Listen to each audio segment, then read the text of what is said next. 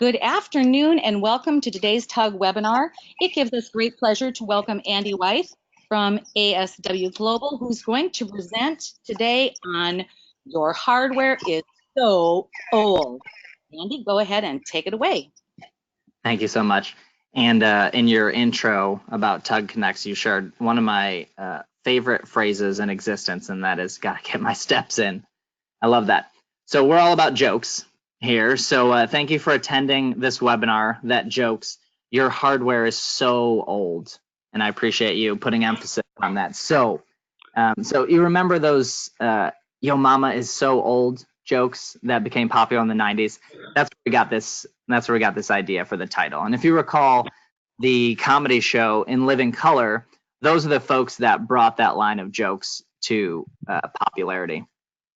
In Living Color also gave us Jim Carrey, and if you can believe it, Jamie Foxx got his big break on In Living Color making jokes. That's pretty crazy. So we're poking fun at this topic, but the reality is many companies out there are using such archaic technology to run some rather major areas of their business. An easy one to pick on is the warehouse, which we'll mainly focus on today, and where we often see if they can scan barcodes, why do we need to replace devices mentality? The fact is, not only is that hardware holding you back from being more productive, it's having a more profound impact than you may imagine.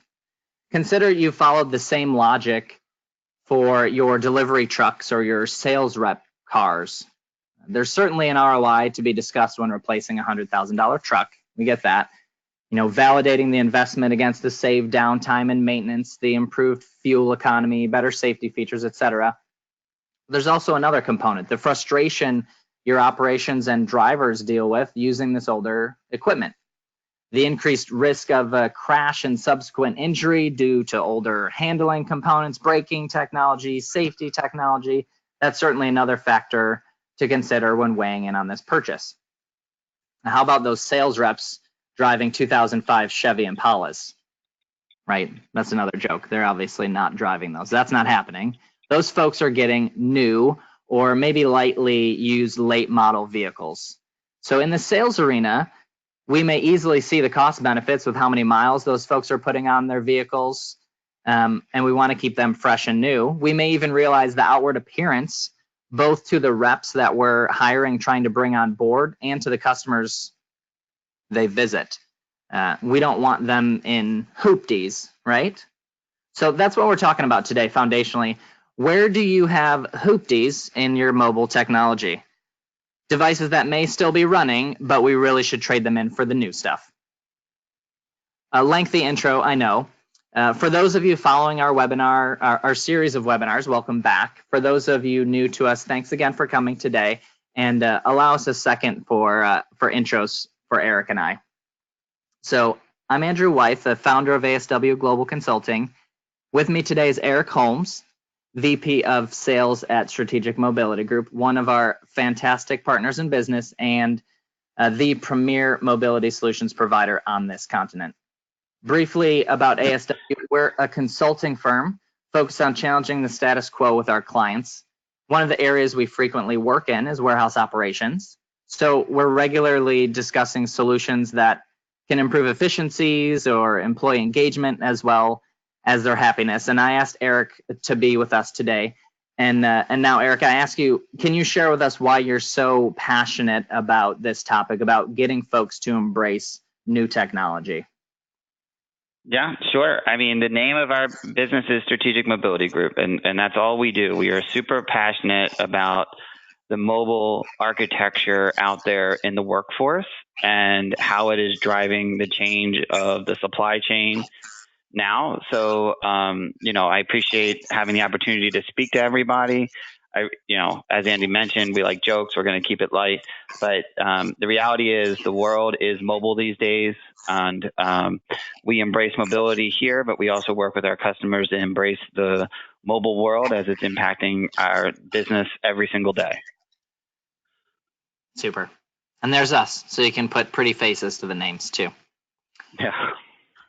So thank you, Eric. Thanks for that. We're going to cover a couple super new, super hot mobile computing devices, but we're really just using these as examples, as something concrete to have in your mind, some facts, some figures, some images, while contemplating the big picture here. Like Eric just said, this is the direction the world is going. The world is mobile, and we really need to embrace this technology and be more forward thinking. Alrighty. So here's the first one. This is the Honeywell CK65. And what's so amazing about it? Well, it's smaller and lighter than most devices, considerably so, and less expensive as well. It could be 10 or 20% less expensive, depending on what device you're using now. And for those of you using Staylink to run a Telnet session for your WMS, let's say, it comes with a free perpetual multi-session license embedded and ready to go right out of the box. So what a steal, right? You're thinking we must be giving up something with this device. And that's a true story. You are giving up something. Gone is Windows Mobile. If you weren't already aware, Windows is gone from the mobile community. And any existing Windows Mobile or Windows CE devices you may have are soon falling out of support. Android is a go-forward operating system, and with it comes a host of new abilities, the most underrated of which is it's something the young folks are familiar with. Android OS for enterprises built on the consumer platform and operates similarly in many ways. So your operations folks, your IT folks, all these 20 and 30 somethings that you're grooming to be the future leaders of your company, they'll be able to pick up this device, open apps, swipe Zoom, cycle through what's running, all that jazz, just like they do on their personal phones and tablets. Understand as well, not only will they be familiar with it, but soon these folks are going to be demanding it. And what I mean by that is, many industries are reporting feedback they receive from departing employees or perhaps candidates that didn't accept a job offer are somewhat tied to the dislike of any legacy systems they still have. If you don't believe that, in a 2016 survey conducted by Dell and Intel on the technology trends shaping the modern global workplace, 80% of millennials responded in the survey that workplace technology has an influence on their job decisions. If you still don't believe it, poll your employees. Ask them if they'd rather replace their cubicle with an office or their green screen for a MacBook. And Infor, since this is an Infor crowd here, Infor certainly understood this concept as well, as over the last 5 or so years, they've invested upwards of $2.5 billion reshaping the user interface of their entire software suite. And Eric, I know you have some Andy, stuff. Yeah, I think it's important to understand here too, and please don't fact check me on this, but I'm going to be pretty close. I think in today's workforce, any individual that is 25 years or younger does not know life without a smartphone or a smart device, right? So they're completely capable, ready, and willing to integrate and work with a mobile device that does not have the legacy green screen application. It's really only the older generation, myself, and that remembers the days of going to the library and, you could find books in the library using a green screen or a Dewey Decimal System, right? And those days are gone. The individuals today, they need Google, they want that type of workforce. And what we're seeing across the board in all of our industries, from warehousing and distribution, transportation and logistics, and mainly in the supply chain, is that the organizations that are embracing the newer Android operating systems in their mobile environments are having better employee satisfaction, quicker adoption rates. They are hiring much quicker. We have a lot of customers that literally have warehouses right next to one another. And during their hiring fairs, when they have new technology in there, and around the holidays, everybody hires and they get seasonal workers, I tell my customers that have the newest, greatest Android out there, put your Android device out there, because the individual that comes to your distribution center is going to go right next door, and you need that person during peak season to get as much technology, much of your product out the door as possible. And they're winning the hiring war. right? So it is important to understand that the mobility and the way that individuals are interacting with mobility, and especially Android in the enterprise, is having a major effect across the entire landscape of everybody's business. And it's something that you need to think about, but it's also something that you need to be willing to embrace. And, you know, just the legacy architecture just has so many inherent flaws in it, not only from a cost factor, but also just speed and everything. And I know we're going to talk about that in a little bit, but embracing the latest technology is something that is very important to, you know, keep not only keeping up with the Joneses, but beating the Joneses these days. Right. Oh, yeah. All great input. Yep. And really, the real deal is what's happening here is improvement, right? You know, back to the mobile computers, and this CK65 in particular. This device can scan from a few inches away to 50 or more feet.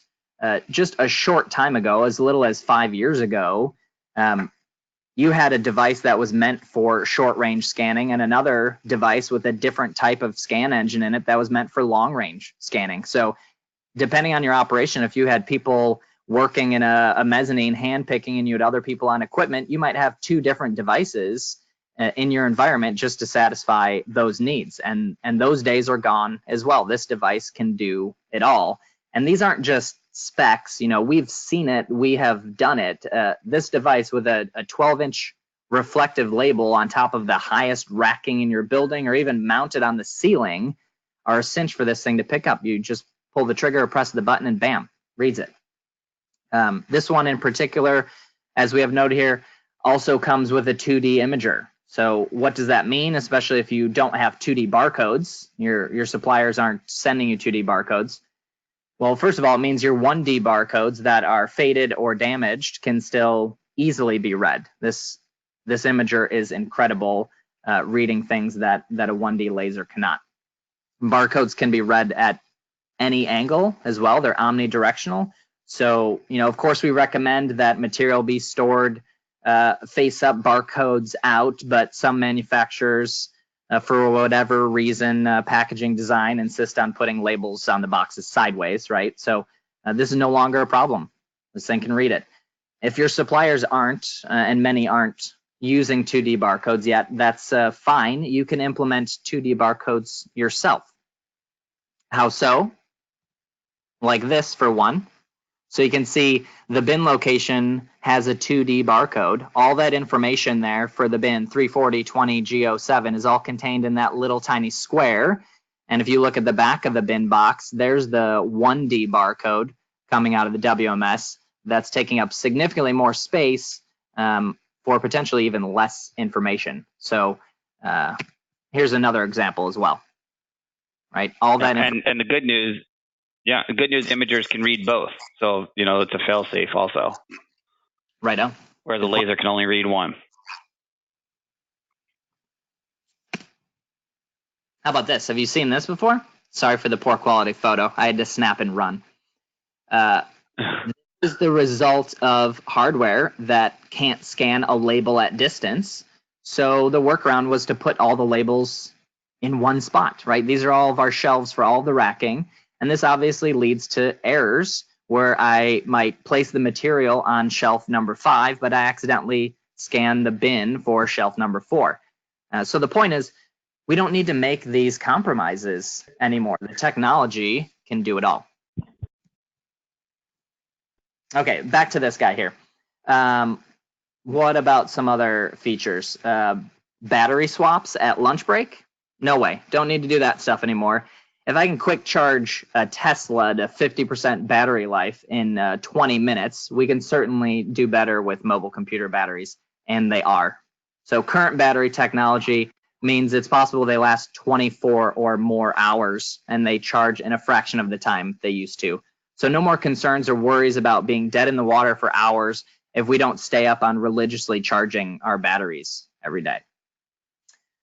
Another major factor, the screen is huge and it's beautiful. You may not think this is a big deal, and you won't believe it until you see it. And I'm so used to seeing these devices in the field, that until I see an older device and wonder why it looks so beat up and blurry, I don't realize it's simply because the devices, the screens, the resolution is so much better. So those older devices are poorly backlit. The screens were 20% or even greater than that, smaller. I think the Zebra we're going to show you in a minute has like a 4.5-inch screen or 4.3-inch screen or something like that. It's gigantic. And then, mentioning that resolution again, while we realize you're not watching the Super Bowl on these things, the resolution difference is comparable to a standard definition TV to, today's HD TVs. And if you have a standard definition TV somewhere, it's probably not on. You're refusing to watch it because it's so awful in comparison. So if you're using a screen, oh, go ahead, Eric. Yeah, to add to that, I mean, that's important when you're looking at an app-driven world moving forward, right? You're no longer looking at a green screen-driven world where it's just green and black. You're looking at an app-driven world. And when you're looking at an app-driven world, you might be looking at high-definition pictures. You might be looking at, at some point in time, you could implement video and voice and all kinds of things that you can do once you move to a platform device, not just a single-threaded warehouse device. You're looking at a platform device now that the high resolution means something, right? So if you do implement images into your warehouse picking for some reason, we have a lot of customers that pick a lot of the same things, but they implement images. Those high-resolution images are very important on these high-resolution screens. But then we always know that warehouses aren't the most well-lit areas or, manufacturing facilities, and those things are not the most well-lit. This just helps workers out. It decreases errors because of the ability to see the screen and read it. It really helps out if you do have some, employees that have been there for a long time, and, if they're like myself, I can't see very well, but especially in low light, because I'm getting a little bit older, but all of that just improves customer satisfaction. So the high nit screen is important, and not to mention, this is Gorilla Glass 6, so you can literally hit it with a sledgehammer. Right so on. Less breakage, more uptime, less downtime, less repairs. All those things are very important. You literally took the words right out of my mouth. I'll add to that.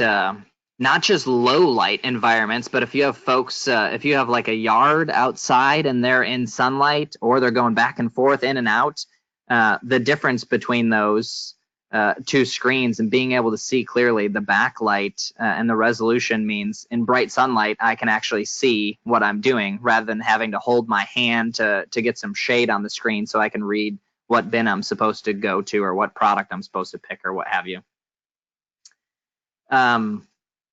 Eric, I wanted you to touch on Wi-Fi for a minute as well, because that's certainly not my area of expertise, and it is yours. Yeah, absolutely. So with the latest technology coming out with Android, you are seeing processors that we're putting in the devices that are, consumer grade processors. And the reason we're choosing consumer grade processors is because the amount of work that a regular person does on their phone, they're running YouTube while on Wi-Fi, while on a cell phone call, while there's games running in the background that they forgot to close out. All of these things take up horsepower, right? And, everybody's trying to offload their data onto wireless, Wi-Fi, and we're seeing cell phone companies try to do it and all kinds of things. So since we are using, quad core processors that are embedded with the operating system, that allows us to take advantage of specific radio functions that will make the device work faster on the wireless network. So if you have a legacy wireless network and, you might say, hey, look, we've really been thinking about replacing it, there is a good chance if you upgrade to newer Android devices, you will see improved efficiencies. They just cover up a lot of the problems. They're faster, they're stronger, they have a bigger battery behind them. And just like anything else, if you're going to run a Wi-Fi connection, it's going to draw battery, and the more it can draw on the battery, the further it can reach, the harder it can stretch the Wi-Fi for roaming and things like that. So You also have the ability to take advantage of selected 5 gigahertz network too. So, or you can select down to the 4 gigahertz network. So with Android, you have the ability to only look at the 5 gigahertz network. So maybe you do have a Wi-Fi network that is 802.11a. It's totally up to speed and it's great coverage. But your device, that you have out there are both A and B, and you can't segment between the two. In Android now, we can basically just turn off the 2.4 gigahertz radio and only look at A, and vice versa. There's not a device in the last 8 or 9 years that hasn't shipped with ABG radios in them, but it's only till recent could you very specifically delineate between A and B.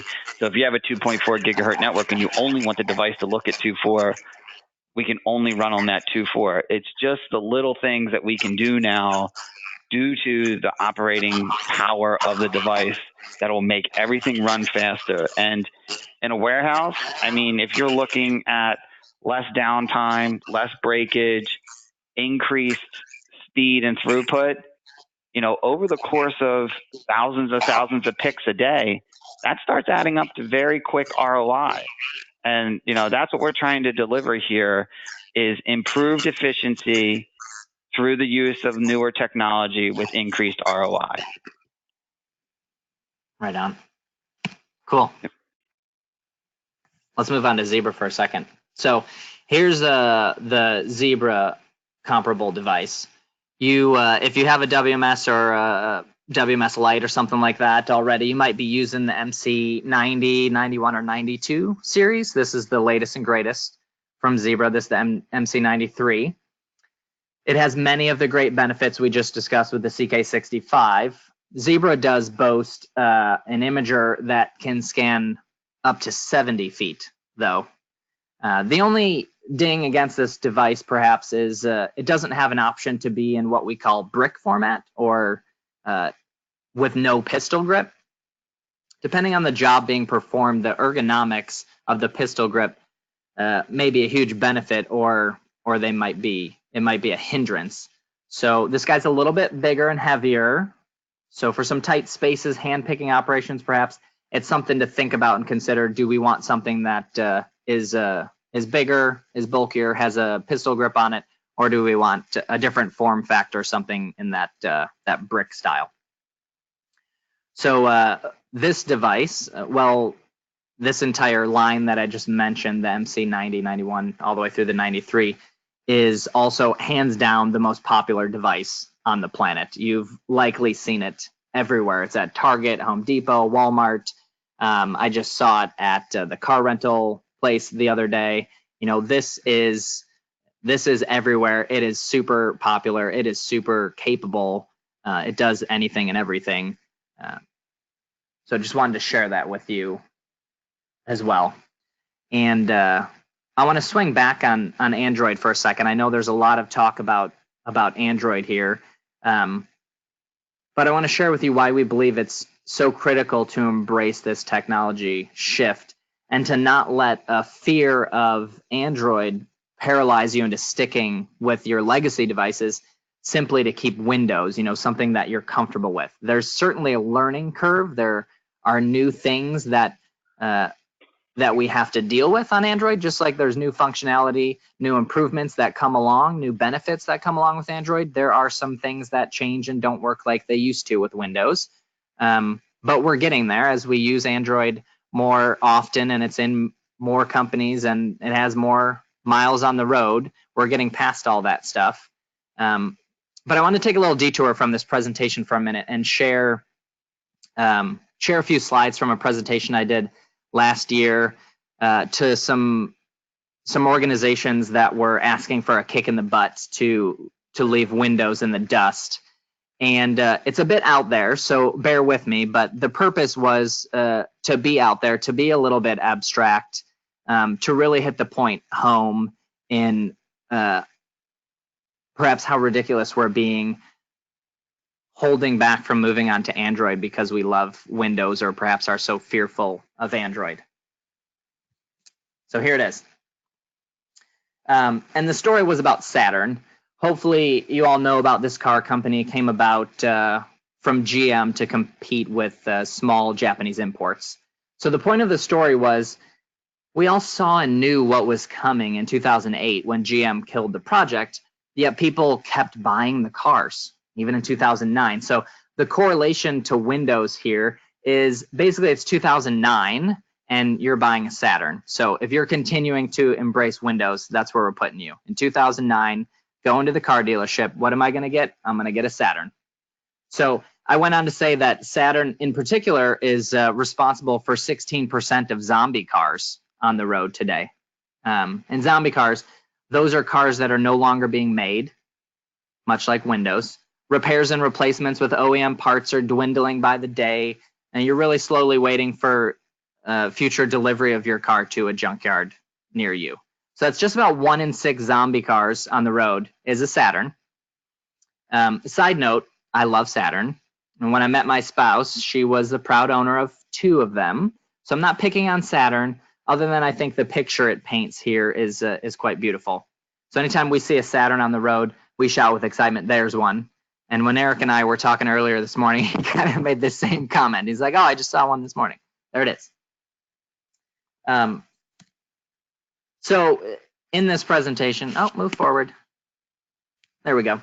In this presentation, I also touched on what's to be gained from Android. You know, a lot of stuff we've already talked about today, that it's significantly faster than Windows, has the ability to integrate easier with other related solutions like voice enablement software. And then I went the other direction as well and said, you know, why wouldn't you do this? So we touched on why you wouldn't embrace this move. I can only support one of these reasons. You can guess which.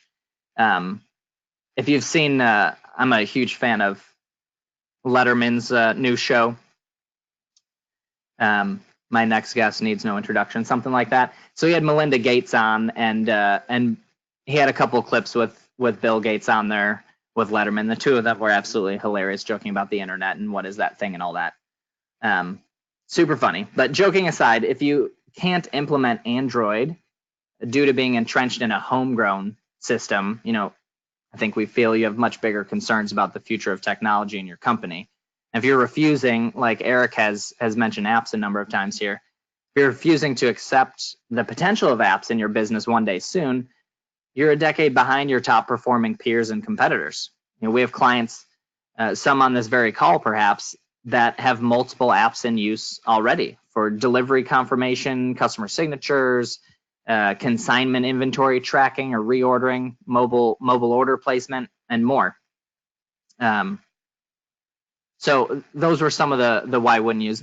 And there was also the component that the cost of continuing to keep up this old hardware. You know, there's definitely a cost associated with investing in new technology, but what is the cost to keep this old stuff running? I know, Eric, you were pretty passionate about this as well. Yeah.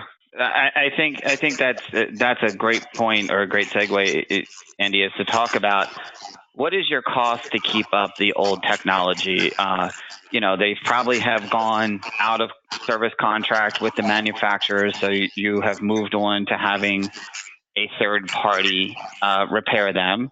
They're probably doing it, you know, at a flat rate cost. So no matter what's broken, whether it's a battery door or a scanner or a keyboard, you're getting the same $500, $600, $700 cost, or maybe even $200. But if you do that 2 or 3 times a year and you start adding up those costs, you're well in range of just buying new technology. How many more additional devices do you now have that are in your quote unquote internal spare pool? You know, that's probably grown to 20 or 30% at this point in time, where you really only need it to be, you know, 4 or 7%. And what is the downtime of reconfiguring all of the devices as they come in by hand?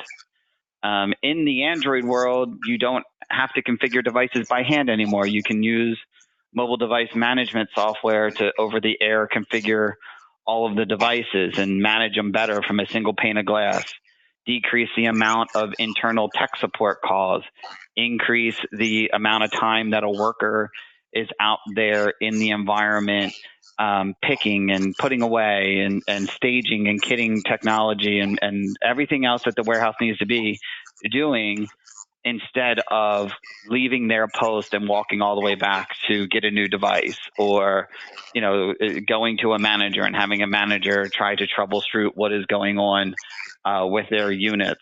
All the inherent flaws that come with just trying to keep up an old Saturn, right? You can't find parts anymore. You can't, the taillight breaks and it's hard to replace it, but you're still going to get a ticket. All these things are going to happen with the legacy technology. And if you add up all of those costs, and it doesn't take too long to do so, you find out, man, we're really spending enough annually to where we could just buy new devices. And the next thing that is happening now is, if you are in an environment where annually you're renewing your service contract, or you are on a monthly basis sending 2, 5, 10, 15 devices in for repair and getting that flat rate costs, the idea of using a leasing purchasing structure and moving the money from capital expenditure into operational expenditure and paying fractions on the dollar on a month is a great idea. And then you're probably net positive on the bottom line. So now is the time to begin to think about, what is my legacy technology costing me, and how do I get into an Android-based newer technology to help my business grow. The supply chain is growing. It's one of the fastest growing industries in the United States now. So, and it's how much more technology can we use to move more products inside of the supply chain. And, using the latest and greatest is important. Right on. All good stuff. I wanted to share just a couple other slides from that presentation last year, just to put some more pictures in front of you as well. So these are some devices that are classified in the rugged space. These are heftier than devices you'd use in like retail or something like that, but they're not the ultra rugged that you might typically see in a warehouse or light manufacturing. You'll note one of the biggest differences here is that there is no keypad. So on the CK65, MC93 that we showed you, the devices that you may have, there's probably a full keypad, and these don't have that at all. So they're a lot smaller, they're a lot lighter, but you have an on-screen keypad, and that can provide some challenges depending on what software application you're using. But it also paints the picture that folks are using these devices and they're managing to use them with their software applications without a hard keypad. And how are they doing that? With nifty software like SmartTE from StayLinked, or from voice solutions where, I don't need a keypad. I don't even need an on-screen keypad because I don't type anything or touch anything ever. I just talk and listen. So these are two examples here. Eric, when we say rugged, where would you see these most frequently? So we see these a lot in transportation logistics applications, a lot in line busting applications in retail. But when we are doing outside the four walls transportation logistics apps, this is where we see these devices being used the most. We do also see them being used in the warehouse when they are single-threaded applications. They're not using a keyboard a lot. It might just be a very rapid scan type of area, maybe just RMA receiving or return receiving or something like that. Management a lot uses devices like this, where you can turn it into a voice over IP phone, but also use it as their mobile device. So there is a lot of efficiencies to these cell phone style devices. And what we see a lot now is our customers are driving their device decisions based on the work functionality. So they're not using one device holistically across their enterprise or across their business and saying, okay, we got to make this fit. Since you are in an operating system world that can be controlled by yourself and can be controlled by an MDM, and is an app-driven world, you can now use business function-specific devices or workflow-specific devices, and get the same functionality out of them. So, warehouse guys are using the pistol grip style devices, and managers are using this device because they need email and stuff. But the idea is to get the manager out from their desk and get them out on the floor working with their team, but in the same time keeping them connected to the home office or keeping them connected to their email. It's important. Right. I love that application in particular, as we see the manager, like you said, behind his desk because he's writing an email, and then, oh, can you come out to the floor to look at something? He's got to bring his mobile computer with him, his MC93 or what have you. Then he's also got his work issued cell phone, and then he's also got his walkie-talkie to communicate with folks within the four walls and on his own team. And you can consolidate all that stuff to one device right here. And we see similar things like you had mentioned. Maybe I'm inventory control or cycle counting, where I might be using another application, or I need access to documents on our intranet. I'm not doing anything that's super heavy transactionally, but I still need a device. And I think there's some great applications for that. And oftentimes clients are asking, my phone can take a picture of stuff. My phone can scan a barcode. Sorry about that obnoxiousness. Why can't I just use my phone to operate on my WMS? And in some cases, like we mentioned here, you certainly can. Okay, so this is what you might be a little bit more familiar with. And this was from last year. So realize as well, both the CK75 and the MC92 have since been replaced with the devices, the models that we're showing you today. I think it's interesting to note that Honeywell transitioned to a smaller form factor built off the CK3 series. And with that move, they started to embrace Android as well. They partnered with Stay Linked to have that embedded on the device, while Zebra here has long been in the Android world. They've had Android available for a number of years now, and their development into Android is much further along. Yeah, okay. and when you're looking at what does that really get you, it is good to see that Honeywell has now brought their Android strategy, in par with Zebra. But we have a lot of customers that are, and combined customers that are very, loyal, and specific, and for Zebra, and they like to stay that way. And you do get some advantages from that, but there are some individuals that are loyal to Honeywell also. And the nice thing about the CK65 is if you were a CK3 user, all the accessories are still the same. Batteries and battery chargers are all still the same. So you do get a little bit of savings from that. But, you give up a little bit of rugged ability because the device isn't as rugged. The Android development from Zebra is important because you are now in a world where you have to keep up with version controls. We used to live in a world where, you kind of get Windows Mobile 6 and you barely ever have to update it unless something weird happens, and you start getting a black screen or something like that, and you gotta get it fixed, and the only way to do it is upgrading the OS. But in Android, you do have to now kind of keep up with the Android operating system. You don't have to, and it's not going to auto update like your cell phone. We do have some Android cell phone users out there, it's not going to just auto update. We can accept and change the operating system in an industrial business class world, but you do get a little bit better of ease of use of the operating system when looking at Zebra, just because they are advanced in what you said, their production of industrial Android. So, but CK65 is kind of brought up to speed. That it was what they call their jump device. They had to kind of jump a few generations and get even with Zebra, and they were able to do that with the 65. Right on. Good stuff. I love that.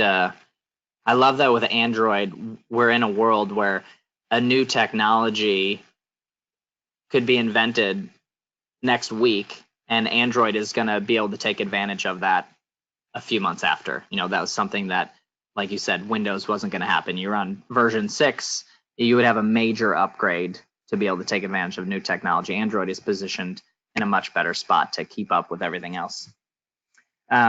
So we're running a little bit long, so we can wrap up here. Let's just let's go over what we've covered here. Our goal was to shine a light on what you may not have considered about your aging mobile technology. I hope we've done that. Eric did a great job, I think, of painting the picture of the cost of keeping that aging technology on hand. We also wanted to show you what you may have not known about the latest technology and what that offers you, what it's going to be able to offer you in terms of enhanced productivity, integrations with other solutions, or completely new technology like the 2D imager, right? Something like that. So what have we learned here? We learned Windows is dead, right? To quote Daft Punk or Kanye, depending on how you see it, these devices are far more capable. And you're hearing like 12 devices around me notifying me that I have something to do in 15 minutes. That's the world we live in. So yeah, these devices can embrace other new technologies. We mentioned the 5 gigahertz band, 2D barcodes, but recall also they improve related legacy solutions like those faded or damaged barcodes that a 1D laser would never be able to pick up, or scanning at much greater distances. Or like Eric mentioned, they kind of the improved abilities of this device might be able to cover up some of the flaws in some of your other aging technology, like your Wi-Fi network. They're smaller and lighter than their older counterparts. The screens are bigger and brighter. It's kind of like power steering, I think. Could you drive without it? Of course. But man, this is so much better. My spouse loves to brag that one of her, I said she had 2 Saturns when I met her. Throughout her life, she had 4 Saturns, and her first one didn't even have power steering. So I had to bring that back to Saturn in here. Her first one didn't have power steering. She was quite proud of that. We also touched on the negative impact aging hardware may cause due to the perception that you don't implement or perhaps unwilling to embrace new technology. May shape the way your employees, your customers, partners, even potentially new hires view your business. Is this what you're giving a person to work with, or something else? So this is the picture. If you just Google like millennial workstation, this is what comes up, and it's not far from the truth of what my very desk looks like. And a little secret, I'm a 1980 baby, so I missed the millennial thing by a year. Differences to my desk are the glasses are on my face, and my laptop is even smaller, and I know that I should be drinking some water as well. But ultimately, that's what they're looking for, right? All right, so we're out of time. Thank you so much for listening. Thank you, Eric, for being here. Thank you Thank you for having me. Hosting this. We didn't have any questions in the panel. If you're being shy and you want to follow up with us directly, our contact info is on the screen. You can always reach out to TUG as well. So cheers, everyone. Have a lovely rest of your day. And again, thank you for coming.